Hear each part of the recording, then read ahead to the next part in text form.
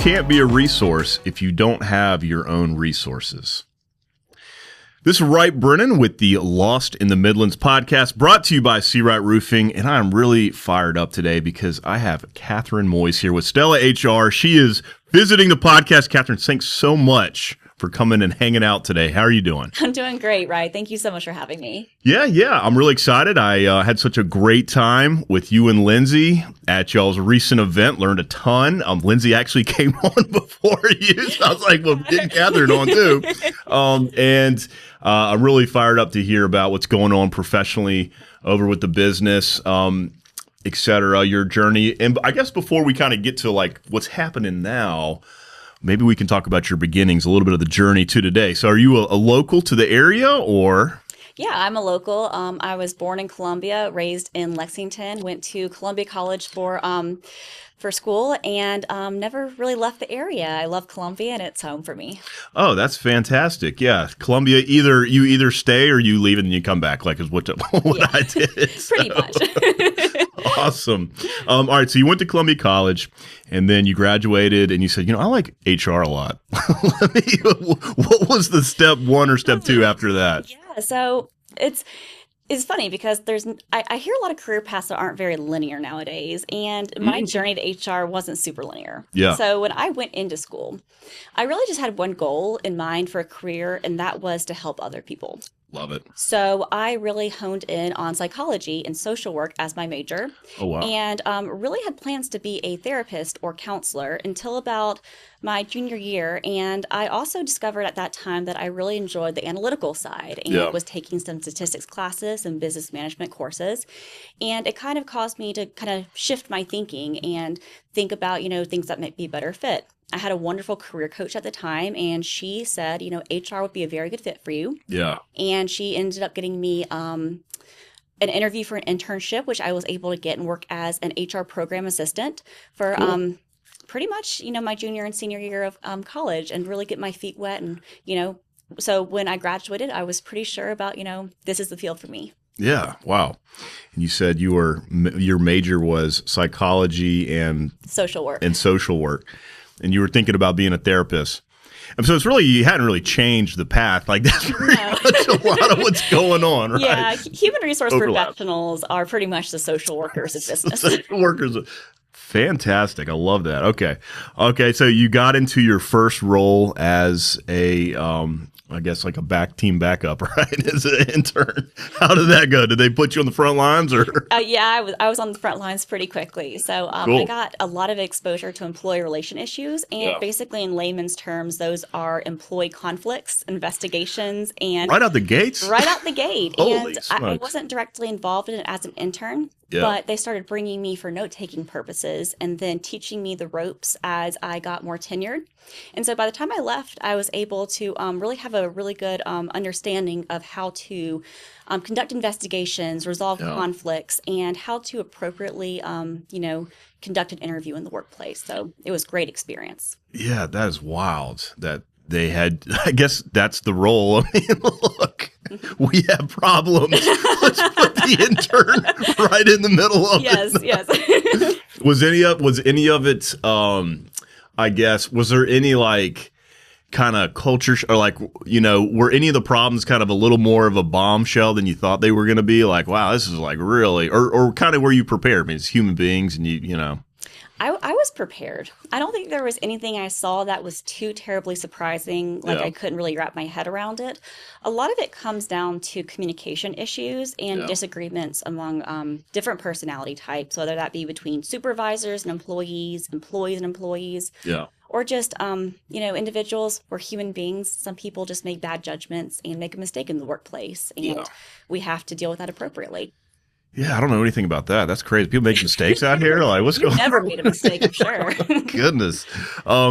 Very cool. So how long did you do that? Like, how long were you in that position? I was in that position for about 9 months or so, and then left to finish up school. I worked part-time and went to school full-time during that time, and then focused full-time on my studies senior year. And then when I left, when I graduated, I got my first role as an HR business partner kind of fully in the mix of everything HR. And Yeah. that's really a strategic partner that partners with leadership, but also does a little bit of everything. So I love the generalist role where you have your hands in all aspects of the business. Yeah. Got flexible resource. Hey, look, we got problems in all of our departments. Whichever problem's the biggest, you're like the fix it kind of person. Which one do you want to address first? Cool. And that was with the company around the Midlands area. I guess you were kind of still fantastic. And how long did you do that for? I was in that role for about 2 years until it was a small family-owned company. And when I say small is kind of relative. We were about 150 employees at the time with a team of 3 HR members. And it was a fantastic team. And we were eventually acquired by a larger company that had their own HR located in Chicago. I was given the opportunity to relocate to Chicago, but Columbia's really been home to me. And so I wasn't quite ready to pull that trigger. And rock and roll. Very cool. And so you were like, no, I'm going to go somewhere else. Yes. Okay. Essentially, yes. And so you did say small 150 people. So there's a culture of 150, and then there's like the culture of like the small 5-person team. And the next step was, what was the next team like? So the next step was I had a very interesting opportunity. It was 2019, and I was looking around into HR roles and what may be a good next step. And I got a notice that the U.S. Census was hiring for HR professionals. Wow. And so I was able to be hired onto the project as a contractor. And our role as the HR team was to open up a call center, hire 700 people, manage the call center throughout the census, and then shut the call center down. Wow. So, I mean, we need you to build an organization of 700 people real quick and then be prepared to let everybody go out the door. My gosh. And you were doing a lot of those interviews? A lot of we had a recruiting team. And so I handled, in my first role, I did a lot of recruiting. So I was our in-house recruiter. I would do sourcing, interview process from start to finish, compensation, everything involved there. We did have a recruiting team with Maximus was the company. It was Maximus Federal. And we did have a great recruiting team. So I wasn't as heavily involved in the interviews. Mainly the onboarding process was where I picked the employees up all the way to the offboarding. Yeah, wow. So, I mean, my goodness, talk about like just getting reps, like just tons of, and that's the best way to get, so you got a lot of experience. Absolutely. I was thinking, I was like, listen, I think I want a challenge, and I got a challenge. Be careful what you wish for. So was that like a year? Was it a season or? It was about a year where my contract ended, and I went to manufacturing after that. An opportunity presented where a local manufacturing firm was looking for an HR generalist. Yeah. I'd never been in manufacturing before. Yeah. And I had several interviews. It was a very long interview process, which was great because I really got to know the company. I was hired on, and that was January of 2020. And so I had about 3 months to settle in and learn the role of manufacturing from an HR capacity, a new organization, and then COVID hit. Yeah. And that was such an interesting time to be in HR. That was a different set of challenges entirely because none of us were prepared for that. Yeah. So how did things shift for you guys? Did everything kind of the manufacturing lines continue to run? People were doing Zoom calls and... Yeah, so we actually kept running because we were considered essential workers. We made metal mechanical seals, and so those would be used in really mission critical applications. So we had not stopped the manufacturing process. However, we did take a lot of our admin staff, and it was really a challenge because we had engineers who could work from home, but they also needed to have visuals on the parts for quality inspection. Yeah. So it was a really difficult situation trying to navigate that and figure out how we could safely operate and still produce what we needed to for our customers while keeping our employees' health and safety top of mind. We ended up sending about half the leadership team home, and it was myself and my plant manager and our supply chain operations manager who stayed on site and kind of ran interference on the front lines. Oh, wow. Very exciting. Yes. Yeah, I'm sure you were. Very huge learning curve, a lot of opportunity. But I'll tell you what, nothing brings together a team like a crisis. And it was a wonderful culture. And I was just very thankful to be with that team during that time. Yeah. Wow. Okay. So then you guys settle into COVID world. Yes. And then it comes, I guess at some point it kind of fades away, doesn't it? At some point. And how was that? How was the outro? Gosh, the fading out. Yeah. So we had a huge focus on safety. Our that was one of our core company values, and so Love that one. we were a little bit more cautious about relinquishing COVID regulations as things progressed. Yeah. So while we brought employees back to the office that had been previously working from home or in hybrid roles, we also still had mask ordinance in place. Yeah. We had contact tracing badges in order to, trace contacts. Yeah. So essentially, if one person was exposed to COVID, we would be able to advise who to appropriately quarantine. Yeah. And cleaning protocols as well. Just making sure we were disinfecting the plant because Probably harder to outro than to intro this it because it was kind of a slow burn at the end. it was, yeah. And we also were doing a large amount of COVID testing for our employees just Yeah. because we were in such close proximity to each other.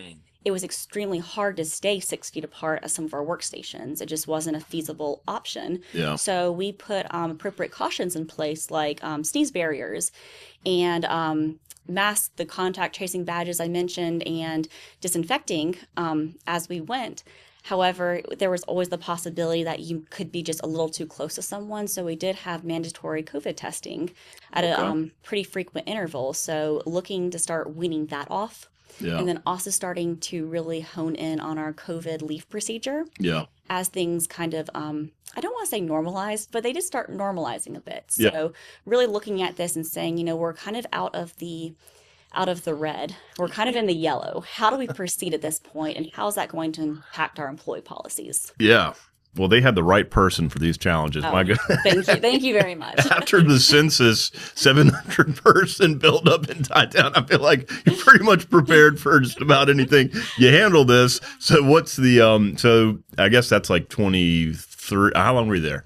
I was there for 3 years, and I started off as the HR generalist for Columbia, South Carolina, and I was given the opportunity to have a lot of just sees a lot of opportunities from HR and work with a lot of great HR professionals. And there was no shortage of opportunities. And so I really just tried to embrace everyone I could. And so by the time I did leave, I was managing not only the Columbia, South Carolina facility, but also the DeLand, Florida facility and the Chicago, Illinois facility as the HR leader for the North America team.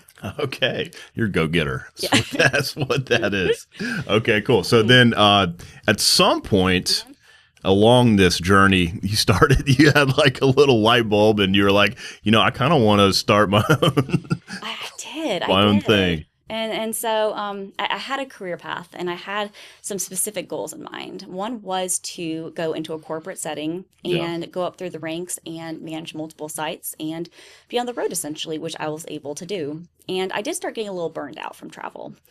And so really I started looking at my next goal, which was to, I wanted to go back to a small business. Yeah. And that's really where I got my, that's where my roots were and that's where my heart was. And I wanted to start up an HR department from scratch where none had existed previously. And I really got that opportunity. I had a healthcare facility that reached out and I went through the interview process and became their first HR director for their facility. And so I was able to establish a complete HR infrastructure, change payroll systems, benefits, the whole 9 yards. We went through a lot in a very short amount of time, especially when you've never had an HR department before. Really making sure that leaders understand that HR isn't the no person.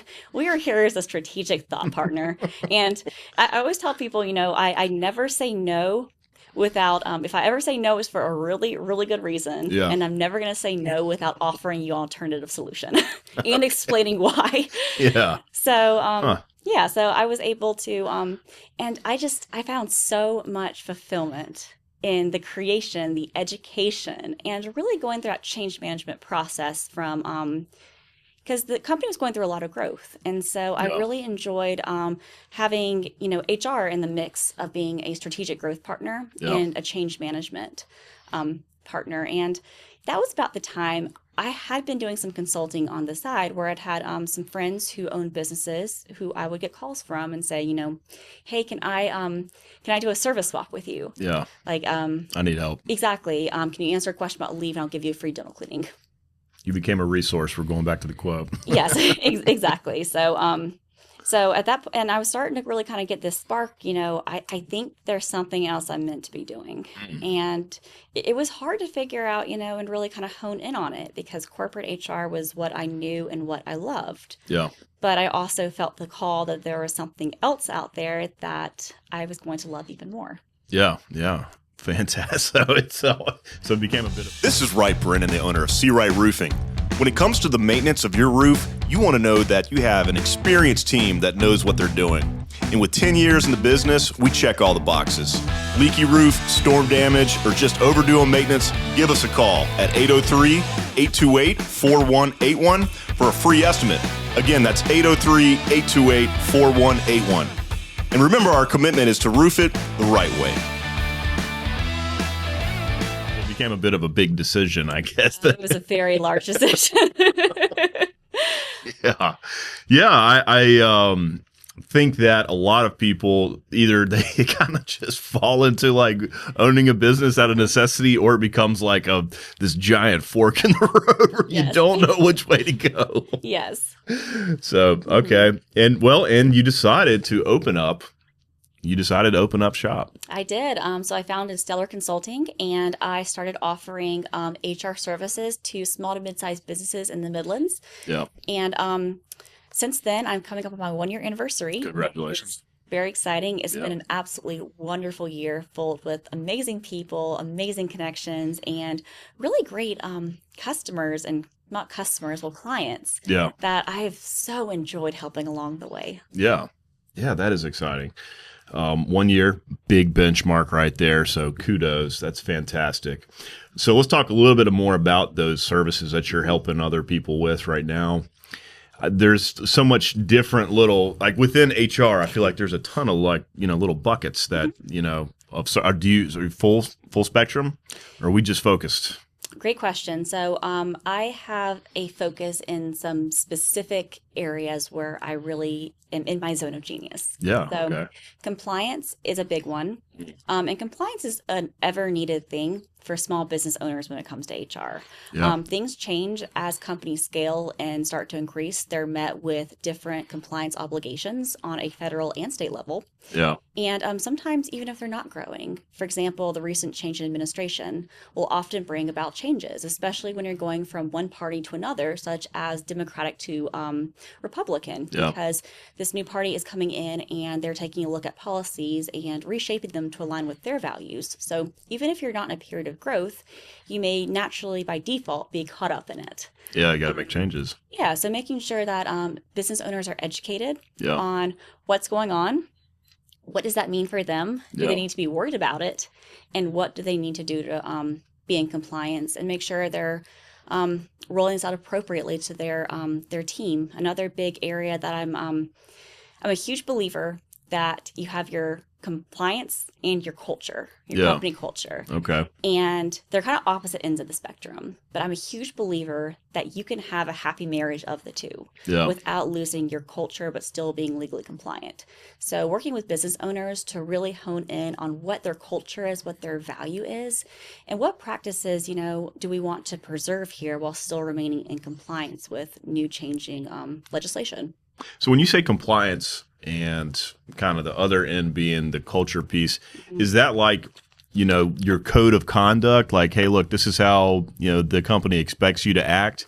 And then this is also, and then the culture is kind of like just generally how everybody interacts based on the, organic side of it. Is that, or so maybe another way to ask this, when you say compliance, is that like, we're compliant with our credit card processing, or is there, so where is that? Great question. It just depends on which level of, one, the organization size will determine what kind of legal compliance they are required to abide by. For example, Federal Form I-9. That is something that all employers with at least one W-2 employee have to complete legally. And South Carolina has an extra level, which is E-Verify, which all private employers or private and public employers are required to complete as well. So having those, they're very government regulated, and they have very very defined requirements around them. So there's really not a lot of wiggle room to say, let's change the process because it's either you've completed it correctly or you have not completed it correctly. So that'd be a great example of the compliance side. Yeah. And then the culture side is really how do your business interacts on a day-to-day basis. And I always tell people, you have a culture whether you realize it or not. Yeah. And if you're not taking steps to, shape your culture, the culture is going to shape itself based on the people that are inside of it. Yeah. And going into that is a lot of your company values. How do we want to conduct business? How do we want to present ourselves to the outside world? And how do we implement those values in the workplace on a day-to-day basis? A great example of the combination of two of them. So Federal Labor Standards Act dictates payment for, and I guess, let me start over. So Federal Labor Standards Act, or FLSA, has requirements and regulations around how you pay employees. Okay. So while I may come into a small business and they may say, we are paying, we pay for performance and we reward people who, work hard and produce. Right. Okay. But it turns out, once you kind of dig into it, they are, but they're also not being consistent with the amounts they're paying or the structure in which they're paying. And there's not really any appropriate guidelines to, direct managers as to this would be a incident where this employee should be compensated. Yeah. So really looking at, how can we keep that culture of pay for performance and make it legally required, and make it legally compliant, so we're not violating any kind of regulation. Yeah, you can't just decide how. Hey, you get $100 for that, and you get $500 for that. Get $500 for that because we like you too. Exactly. Okay. Yeah, I see how that is quite a gray area for business owners, and it's black and white for you. Yes, you can. No, you can't. Yeah, but it's it's and most compliance issues when I come in and say, listen, we have a compliance problem. Yeah. It was not done out of malicious intent. Right. I mean, I would say 99.999% of the time, it is never out of malicious intent. It is just business owners operating the best they can with what they have, with the information they have. Yeah. Yeah. No, I can see how you get lost in I forgot how much I paid so-and-so for this. Absolutely. But we'll pay you what, Yeah, no, absolutely. What a needed service out there. Thank you. And another big thing I really love to help organizations with are accountability structures. Yeah. So I run into a lot of organizations where the business owners come to me and they feel incredibly overwhelmed and like the business is running them and they're not running the business anymore. And it's usually due to inconsistent expectations, a lack of performance standards, or it's usually due to inconsistent or non-existent performance expectations, or a lack of accountability or lack of understanding on how to communicate that accountability to their employees and follow appropriate steps. Yeah, I truly believe there are ways, and every person is different. No two people will communicate the same. So, I was just about to say, humans aren't robots. You could tell them to do something, and this is the goal, and this is what we need, and then it's not just gonna happen. No. And HR is it's an oxymoron. You have humans and you have resources. Yeah. And you have the compliance piece, the culture piece, that this is how the process works, and here are the people involved. There's processes and people, and you have to have a happy marriage of the two of those because no two people will communicate the same, but you have to make sure that you're applying policy consistently across the board. Yeah, fantastic. Very cool. Okay. What about challenges that businesses have a million challenges and you're like, perfect, I'm ready to come help all of you. But what about in your own journey, over the past year, what's probably been one of the ones that is a hurdle you've jumped? You're like, I didn't really see that coming. Great question. So, my husband owns his own business. My father owned his own business, and I never wanted to own my own business because of that. And they are very aware of that, so this shouldn't shock them. But so when I started my own business, I had an idea from living it as a spouse to an entrepreneur. Very However, cool. being in the thick of it and learning to do some of the other aspects of the business besides human resources, including the accounting, the bookkeeping, finances, appropriately pricing things, and also really getting to know small business owners out there. And when I say small, I cater to small to mid-sized business owners, so typically people with at least 5 W-2 employees. Cool. Really getting to know what their particular challenges are and what the landscape and changing landscape looks like to them. Yeah. So I would say the marketing, the sales, the financial side, the budgeting, that was definitely a challenge going in just because I had no experience with that except for what I had learned in a corporate environment, which doesn't, it translates, but not entirely when you're running and operating the show. Yeah, it's a little different. It's very different. It's when it's all on you. It's there's a lot of questions and it's hard to find the answers. Well, you are doing an amazing job. So kudos for finding these answers and being here to help businesses like C. Wright Roofing. So we appreciate that. So what advice would you give to somebody who's getting into HR? Oh, to get into HR, so great advice that I got from my very first HR leader. She told me, she's like, if you ever, okay, this is like, I'm not gonna, that's a morbid one. It's, no, it just talks about fiery people. Okay. Wait. So, it sounds like it was a good one.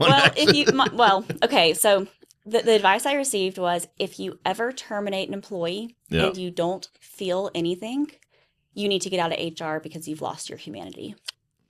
And that took me a while to learn that it wasn't always sadness. Sometimes it was disappointment. Sometimes it was anger. Sometimes it was just, shock because you never thought that would be the employee you'd have to let go that day for something they'd done. And so it doesn't necessarily have to be devastation or sadness, but there is an emotional component that comes with making these employment decisions and executing them. No matter how solid the details are, no matter how solid of a closed case it is, you are dealing with people, and you yourself are also a person navigating this change. Yeah. Wow. What an interesting insight. You got to have the empathy if you're Very cool. I like that advice. Thank you. And another piece of advice would be one of my philosophies is seek to understand. Yeah. And I have gone into so many situations where I was pretty sure I knew what was going on. Yeah. But I was going to ask my questions. Yeah. And my clarifying questions, can you tell me about what happened here? And is there anything else going on? And the questions like you would need to probe further into the situation, make sure you have the whole picture. Right. And I have left those meetings being so happy that I asked those questions because I would have been incorrect. So really making sure you have a full understanding of not only what happened, why it happened, and why the person acted that way. So really making sure you have a complete overall picture before really making a decision on how to proceed with anything is a really critical skill to have. Always ask questions. Yeah, I love that. Trying to get to all the facts before you start firing shots. Yes, there's what do they say about assumptions? That makes an ass out of you and me, and that is very true in HR. If you want, that's the Cliff Notes version. That's pretty cool.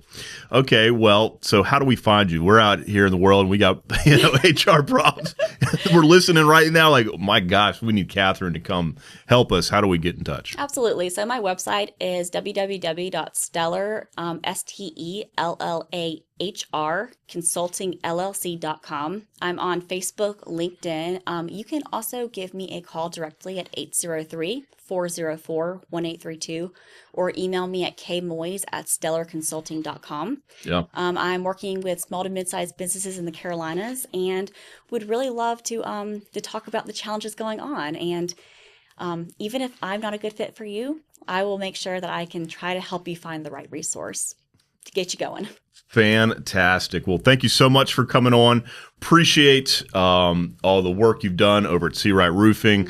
Definitely, would refer you to anybody who needs help. Thank you. And we'll have to follow back up in the future to see how you're doing. So thanks again. Thank you, Red. I really appreciate it. Awesome.